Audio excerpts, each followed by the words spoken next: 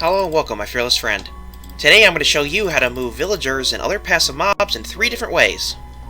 The first and easiest way to move villagers and other passive mobs is with a fishing rod. If you get a fishing rod and aim it above their head, you can actually pull villagers along quite easily. And as you notice, I'm in survival, but this iron golem is not attacking me, even though it looked like I was doing damage to that villager. And that's because I'm not actually doing any damage, which means I can do this all I want to this villager until the fishing rod breaks, without actually making him angry, which would increase his prices and make it a lot harder to trade with them, and make the village iron golems angry at you. And as you can see, this village is actually an interesting one. I found it randomly when I was looking for a seed for this. It actually has swamp villagers, and if you don't know, they don't spawn in the regular game. They're sort of an Easter egg. But because this plains village is generated partially in a swamp biome, you actually get naturally generated swamp villagers. So if you guys want to check that out, I've shared the seed in the description. The second way to move villagers and other passive mobs is also very cheap. All you need is a boat, a piston, and a lever. If you place the piston at the same level as your boat, and power it once you get the boat on top, you can actually move your boat up blocks. You can also do this if you use a water stream, if you place a water bucket uphill and try to ride it, but that's a little bit more difficult for mobile users because they have harder boat controls. The next best way to move villagers, and probably the most efficient way, although it is the most expensive, is with minecart and rails. If you want to build a minecart transportation system, you're going to need a few materials.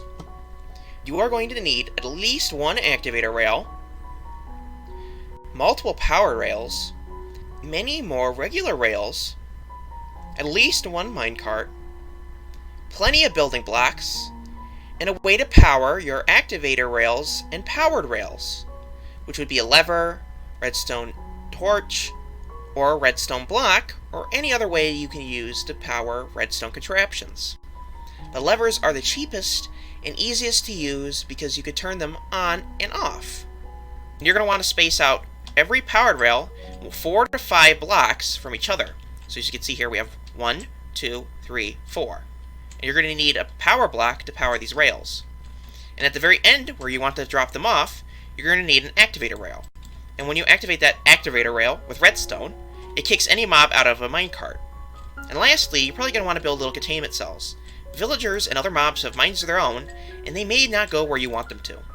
So if you set up a 2-high wall area like this, with fence gates so you can go in and out for the doors, you can effectively trap any mob that's not a baby or 1 block high.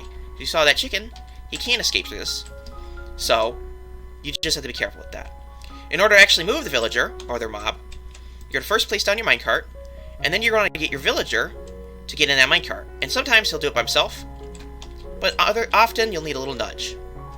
And they can actually move in the minecart themselves, as you saw there.